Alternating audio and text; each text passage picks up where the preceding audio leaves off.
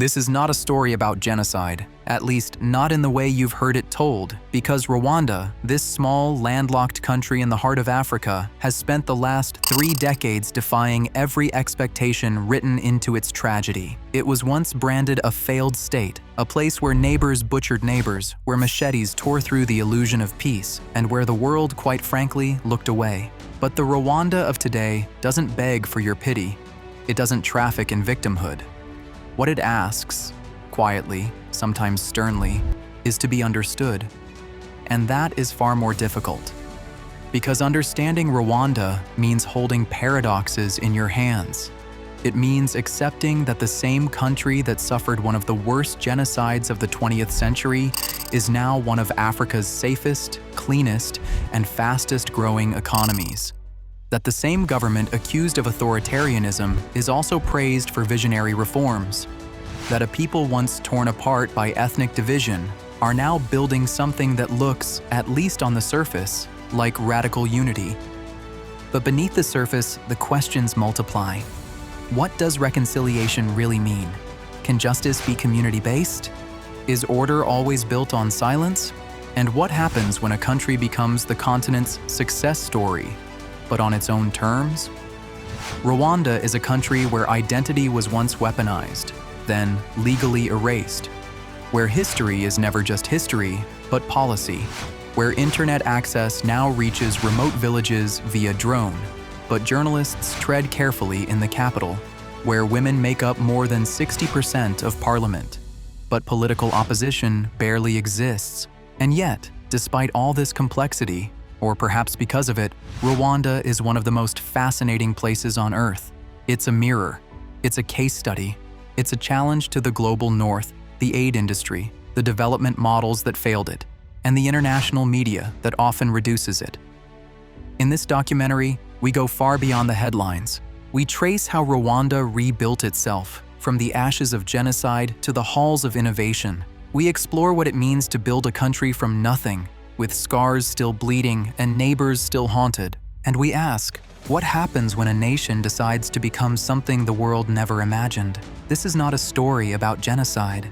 It's a story about memory, about vision, about control, and about what it takes to survive, and then choose to thrive. When a country collapses, it doesn't happen in a single moment. It's slow, invisible at first, whispers, suspicion, and then, one day, something breaks. In April 1994, Rwanda's identity was shredded. For 100 days, the country descended into a nightmare that saw neighbors turn on each other, families torn apart, and an estimated 800,000 people, mostly Tutsi, slaughtered by hand, often by people they knew. It was one of the fastest and most brutal genocides in recorded history, and it was preventable. The world watched. The world knew. The world did nothing. Belgian troops evacuated foreign nationals and left behind Rwandans. The United Nations shrank its peacekeeping force.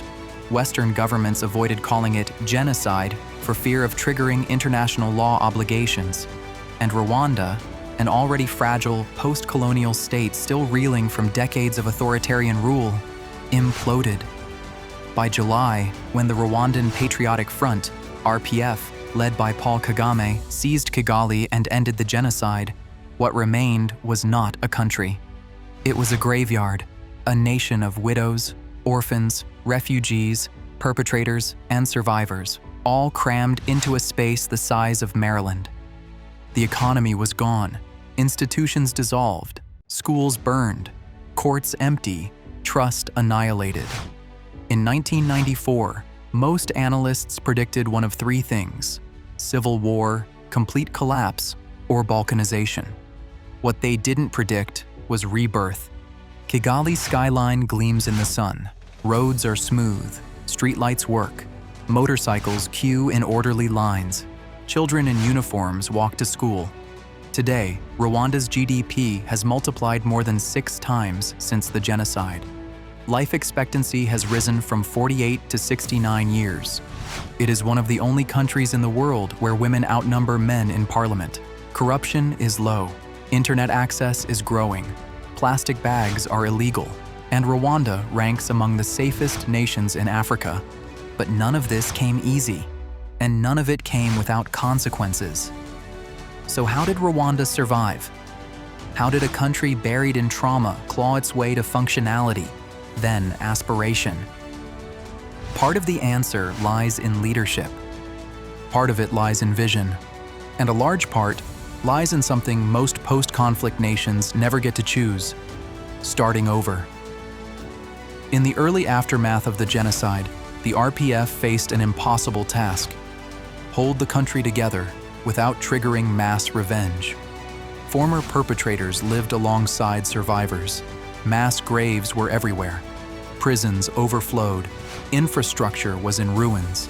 Kagame and his allies knew that rebuilding wasn't just about cement and law, it was psychological. They had to construct a national narrative strong enough to override ethnic identity, but not so heavy-handed it collapsed under its own myth. They outlawed ethnic identification, banned discussion of Hutu and Tutsi in political discourse, and launched massive programs focused on national unity. From education reforms to public holidays commemorating victims, they built a new vision: we are all Rwandan. But unity, when imposed from above, is complicated. Reconciliation here is not forgetting, says Jeanette, a genocide survivor who now works in community development. It's choosing to live in the same country with people who hurt you and deciding not to take revenge. It's a decision, every day. But not everyone agrees. Critics argue that the state's model of reconciliation leaves little space for dissent, that the pressure to move on can silence trauma, suppress memory, and prevent open dialogue, that the fear of destabilizing the new Rwanda has created a culture of self-censorship. And yet, despite the tension, Rwanda did something few nations have done. It prioritized the long game. It decided to become something radically different from its past. Some countries rise slowly from conflict. Rwanda sprinted. What does it take to rebuild a nation with blood still in the soil? In Rwanda's case, it wasn't just reconstruction, it was reinvention. And the cost of that reinvention is what we'll explore next. They knew, they all knew, and yet nothing happened. In April 1994, when the Rwandan genocide began, it wasn't in secret. It was broadcast live on radios.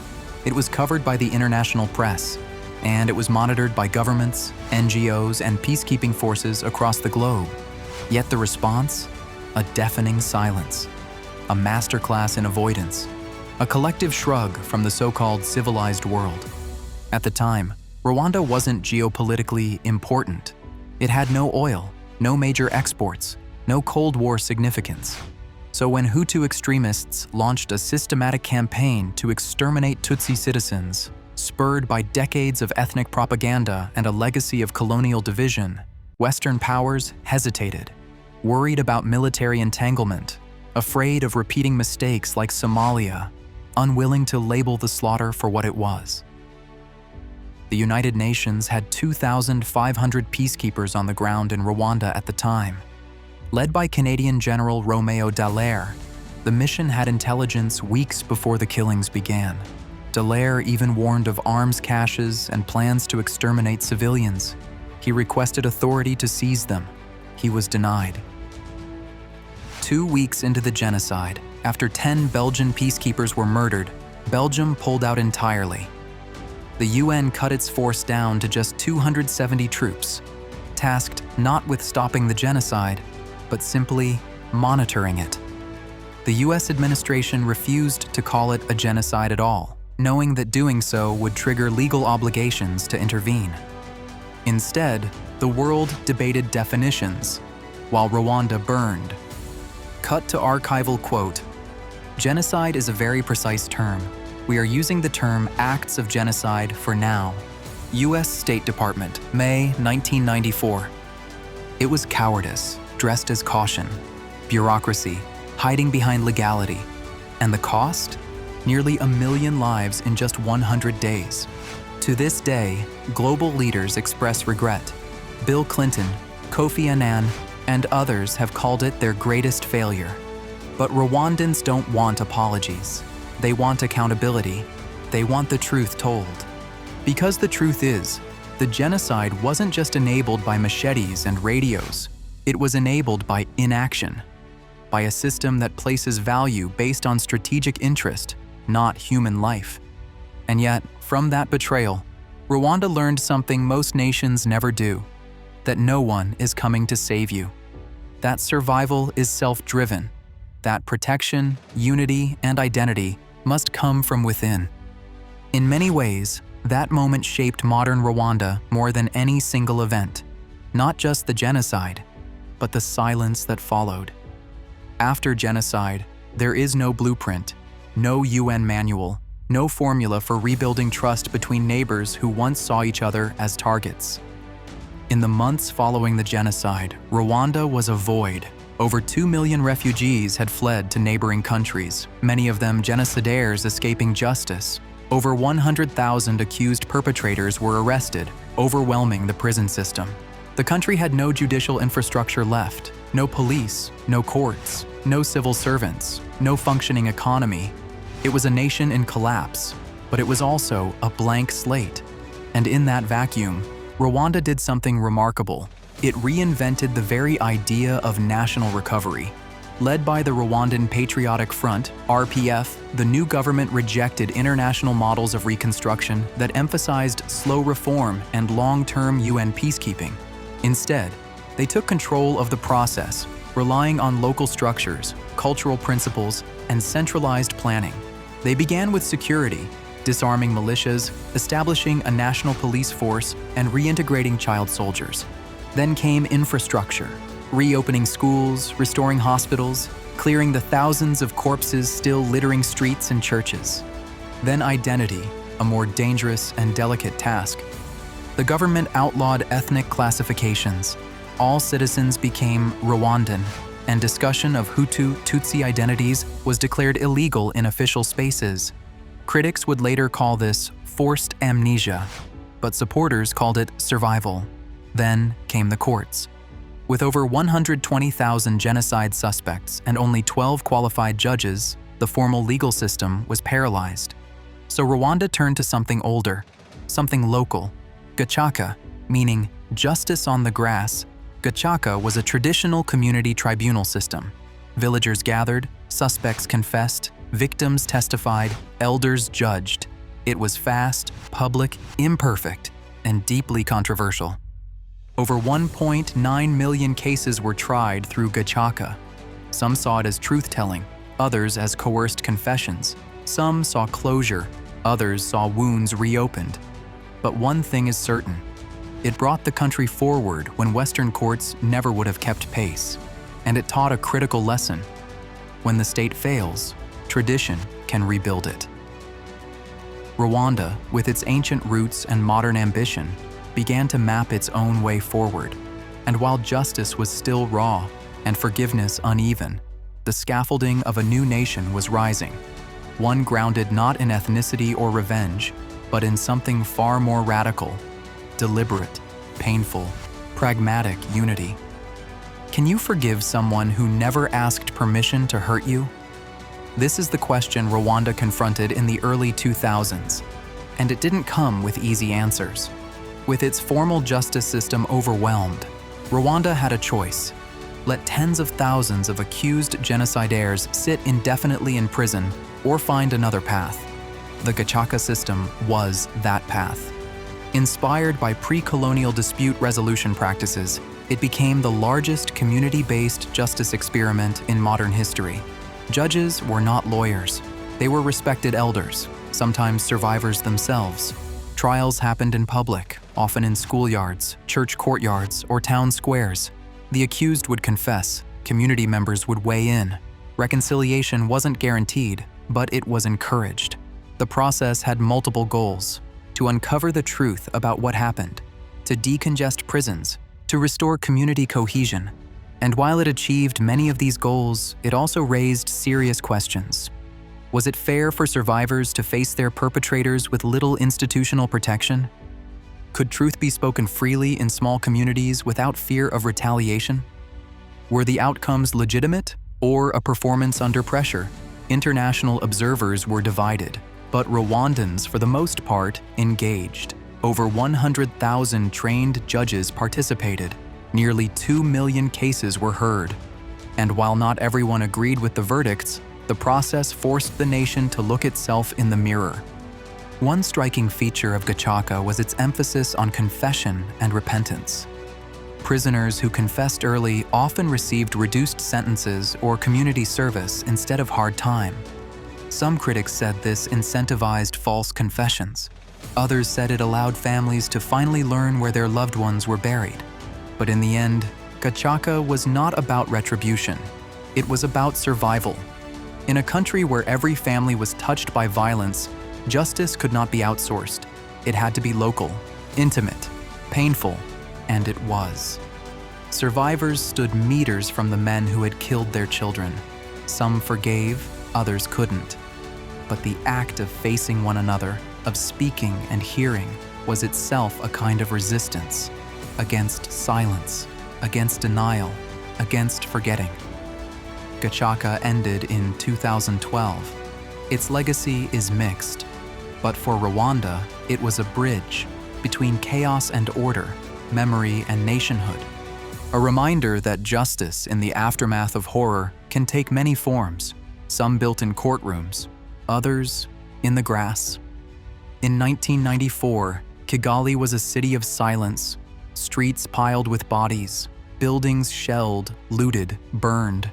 Trust had vanished, infrastructure didn't exist, and yet, just 3 decades later, it is now held up as one of the cleanest, safest, and fastest growing capitals in Africa.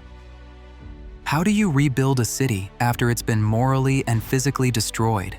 You start small, one road at a time, one rule at a time, one symbol at a time. Kigali's rise from devastation wasn't just urban planning, it was social engineering. The city wasn't rebuilt to simply function. It was redesigned to represent a new kind of Rwanda, orderly, unified, modern, a capital without chaos. Plastic bags were banned in 2008. Billboards promote civic values, not corporate slogans. Motorbike taxis follow traffic rules, wear matching helmets, and use digital apps. Litter is almost non-existent. Sidewalks are swept. Landscaping is deliberate. And once a month, for 3 hours, the entire country participates in Umuganda, a national cleanup day that's both environmental and symbolic. It's more than cleanliness. It's order as identity. The new Kigali is not just a city, it's a message, a visual contrast to the memories of 1994, where once the city was the site of mass killings.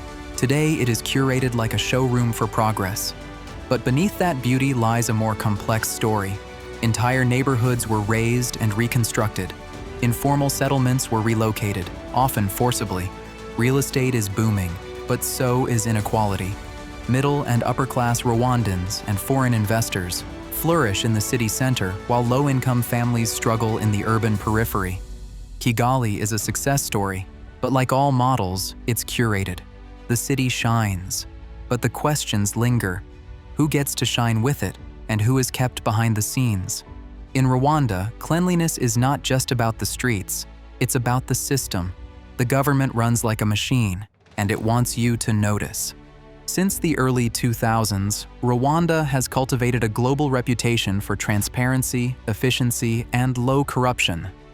It ranks among Africa's best on the World Bank's Ease of Doing Business Index. It's praised by investors, lauded by diplomats, studied by governance experts. President Paul Kagame has been called a visionary, a CEO president, a benevolent dictator, depending on who you ask. But at the core of this system is a paradox. Rwanda is one of the most efficient democracies in Africa, and also one of its least pluralistic. Opposition parties exist, but rarely gain traction. Independent media exists, but is often muted.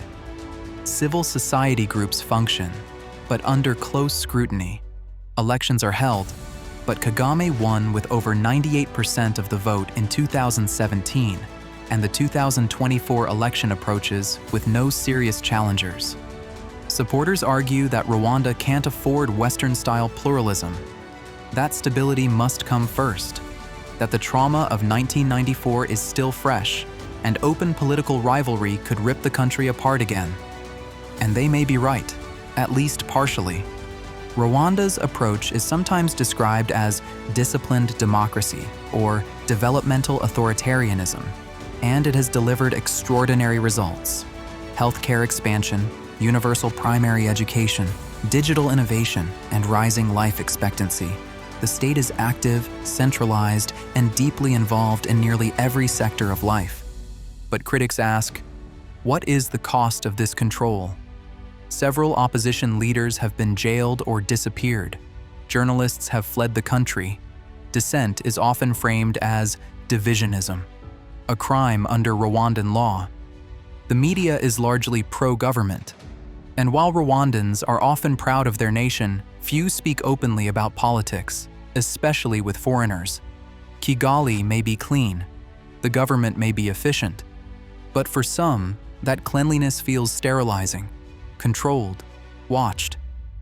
Is Rwanda trading democracy for dignity? Is it possible to have both? Or does survival in a post-genocide society require hard choices others don't have to make? In 1994, women made up 70% of Rwanda's population because so many men had died. What began as a demographic imbalance became one of the most transformative gender revolutions in modern history. Today, Rwanda has the highest percentage of female parliamentarians in the world, over 61%. Women head ministries, corporations, local governments, and police departments. Gender equality is written into the constitution, and gender-based violence laws are among the continent's strongest. But it didn't start with policy. It started with necessity. After the genocide, it was women who buried the dead, who raised orphaned children, who rebuilt schools, homes, and markets. They took on roles once reserved for men, not out of ideology, but because there was no one else left. Recognizing this, the government institutionalized their leadership. Gender quotas were introduced. Land inheritance laws were reformed. Education was rebalanced. Today, girls in Rwanda are more likely to stay in school, delay marriage, and participate in the economy than almost anywhere else in East Africa. But empowerment is not uniform. In rural areas, gender-based violence remains a challenge. Economic inequality persists. Cultural stigma still lingers in places. And while women dominate the political landscape, real decision-making power is still often centralized at the top. Yet, the transformation is undeniable. Rwandan women are not just participants in nation-building, they are its architects. In a continent where gender inequality remains systemic, Rwanda flipped the narrative. Not by importing feminism from the West, but by building its own version, rooted in resilience and pragmatism. In a country once known for machetes, code now writes the future. Rwanda is betting big on technology.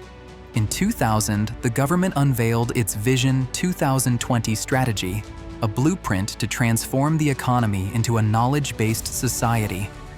That included digital infrastructure, fiber optic cables, e-government systems, and investment in startups. 20 years later, Rwanda has become a surprising tech hub, not on the scale of Silicon Valley, but on the scale of innovation that actually reaches people. The country launched Zipline, a drone delivery system that transports blood and medical supplies to remote areas within minutes. It's now one of the most successful medical drone systems in the world. Digital ID cards link citizens to healthcare, banking, and voting systems. The Irembo platform allows citizens to register businesses, get passports, and pay taxes online. Internet penetration in schools is growing. And Kigali even hosted Transform Africa Summit, branding itself as the continent's digital capital. But this tech leap isn't without concern. Critics worry about surveillance, about data centralization in an already tightly controlled state, about the gap between urban and rural access, and about whether this digital utopia benefits the elite more than the average farmer. Still, Rwanda's tech strategy isn't performative. It's problem-solving, and it's working. Technology here is not just about convenience, it's about equity. Drones don't just save time, they save lives. And in a country that once felt frozen in time, technology is speeding up not just delivery, but destiny. When seconds count, geography should not be destiny. In rural Rwanda, roads are often narrow, muddy, and treacherous, especially during the rainy season. For decades, getting medical supplies to remote health centers meant delays, expired products, and unnecessary deaths. Zipline changed that. Launched in Rwanda in 2016, Zipline began with a radical idea: use drones to deliver blood and emergency medical supplies to rural clinics. Not as a pilot project, not as a gimmick, but as national infrastructure. Here's how it works. Clinics text an order. Zipline packs the product in a parachute-equipped pod. A fixed-wing drone is launched via catapult. Within 30 minutes, it drops the package near the clinic with pinpoint precision and returns home. No pilot, no road, no delay. The system now services over 2,000 hospitals and clinics across Rwanda. It delivers everything from blood to vaccines to insulin, and it's expanded to Ghana, Nigeria, Kenya, and even the US. But in Rwanda, it's not just tech, it's trust. In a country with a history of neglect, Zipline represents something deeper: reliability, response, respect. Critics once doubted whether drones could solve real problems. But here, the numbers speak. Maternal deaths from blood loss are down.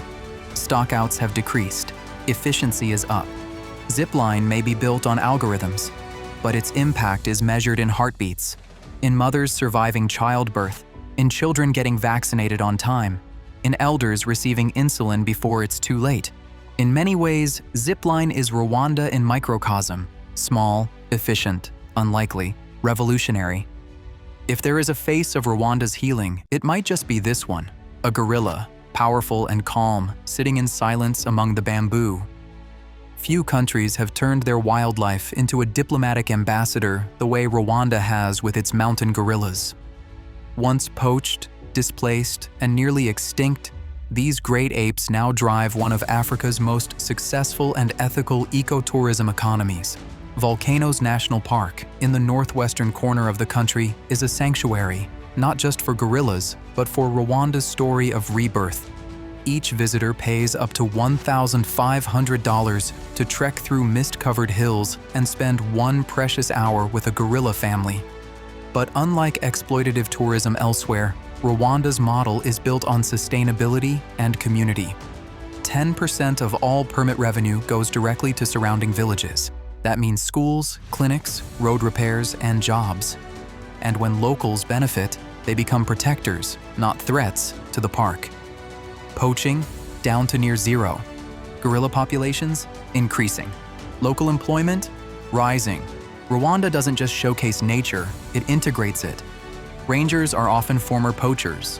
Lodges are eco-certified.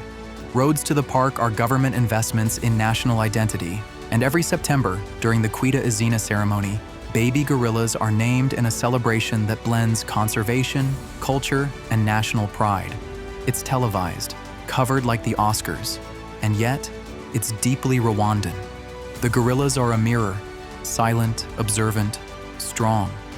They survived. And so did Rwanda. For a country with a traumatic past, Rwanda's greatest act of resistance may be its obsession with the future. Rwanda is not just healing, it's planning, meticulously, deliberately. The government's Vision 2020, now updated to Vision 2050, is more than a development plan. It's a blueprint for national reinvention, economically, socially, and ecologically. It includes 100% access to clean water and electricity, universal health insurance, mutuelle de santé, urban forests and car-free zones, smart cities powered by green tech, national land use plans for every district, plastic bags, banned, poaching, criminalized, renewable energy, state prioritized. But the most powerful part isn't the policy, it's the culture. Every last Saturday of the month, Rwandans participate in Umuganda, mandatory community service. People build homes, clean roads, plant trees, and talk about progress. It's not just labor, It's social glue. It breaks class barriers. It fosters dignity. It makes sustainability participatory. And in agriculture, still the backbone of Rwanda's economy, climate resilience is at the core. Farmers now use terracing, drought-resistant crops, irrigation, and agroforestry. Every inch of Rwanda's hilly terrain is optimized for productivity without collapse. His is not flashy climate action. It's foundational. The kind that works because it's embedded into how people live. The world talks about sustainable futures. Rwanda, quietly, is building one. 2/3 of Rwandans were born after 1994. They've never known machetes, only progress. But the silence of the past still whispers. For Rwanda's youth, the genocide is not memory, it's curriculum. They learn it in textbooks, visit it in museums, hear about it during Kwibuka, the annual remembrance period each April. But they didn't live it. And that creates both freedom and distance. These youth are the most connected generation in Rwandan history. They speak 3 languages: Kinyarwanda, English, French. They attend free primary school. They learn entrepreneurship early. Some dream of tech, others of film, fashion, robotics, but they also inherit an unfinished conversation. Many grow up with parents who never speak about the genocide. Trauma remains buried. Questions go unanswered. Grief privatized. In response, a new wave of artists, filmmakers, musicians, and poets is emerging, using culture to fill the silence. They ask, what does never again mean in our daily lives? What does unity look like when you don't remember division? And can reconciliation survive when the past is a ghost? Education in Rwanda is not neutral, it's national strategy. It teaches patriotism, discipline, and unity. But it also risks creating blind spots, spaces where dissent, critique, or complexity feel out of place. The youth are grateful, but they're also curious. And in their curiosity, Rwanda's next transformation may already be forming. Rwanda does not want your pity, it wants your respect, and it's willing to break the rules to earn it. Post-genocide, Rwanda didn't just rebuild domestically, it redefined its place globally. It stopped seeing itself as an aid recipient and began to position itself as a sovereign partner, sometimes proudly, sometimes aggressively. The government invested heavily in foreign policy. Kigali became a hub for international conferences. Rwandan peacekeepers now serve in missions across Africa. Rwandair connects Kigali to Dubai, London, Lagos, and more. And partnerships with countries like China have brought rapid infrastructure growth: roads, hospitals, fiber optic cables. Kagame is the architect of this ambition. He travels the world with confidence, speaks to investors like a CEO, challenges Western media narratives. And for many Rwandans, he represents dignity, firm, unapologetic, forward-facing. But critics accuse him of authoritarianism, of stifling dissent, of building a culture where fear of the past justifies control in the present. Opposition politicians have been arrested. Media outlets shut down. International watchdogs warn of shrinking civic space. And some dissidents have been targeted, even abroad. So which Rwanda is real? The one that delivers malaria nets, digitizes hospitals, and builds smart cities? Or the one where open debate is risky and surveillance is normalized? The answer, uncomfortably, is both. Rwanda refuses to be reduced. It is a survivor that commands the room. It protects its story. And in doing so, it demands that the world stop viewing African countries as weak, divided, corrupt, or poor. It offers a different image: disciplined, aspirational, complicated. Rwanda has earned admiration, but it has also built walls. And in the end, those walls raise a final question: can a nation remain both admired and feared and still be free? What Rwanda teaches us all. Rwanda is not just a country, it's a mirror. It reflects what happens when the world abandons its responsibility. It shows what survival really costs. and it asks us to rethink what progress actually means. This documentary was not about pity, not about guilt, it was about clarity. Rwanda is an experiment in resilience, in order over chaos, in dignity over despair. Its story is not finished, its future is still forming. But if we listen, truly listen, we may find that the lessons Rwanda holds are not just African lessons. They're global. If this film challenged how you see Rwanda, give it a like. Share your reflections in the comments, especially if you're Rwandan, and subscribe for more documentary stories that go beneath the headlines and behind the statistics. Let's tell stories that demand to be heard. Let's see the world as it is and as it could be.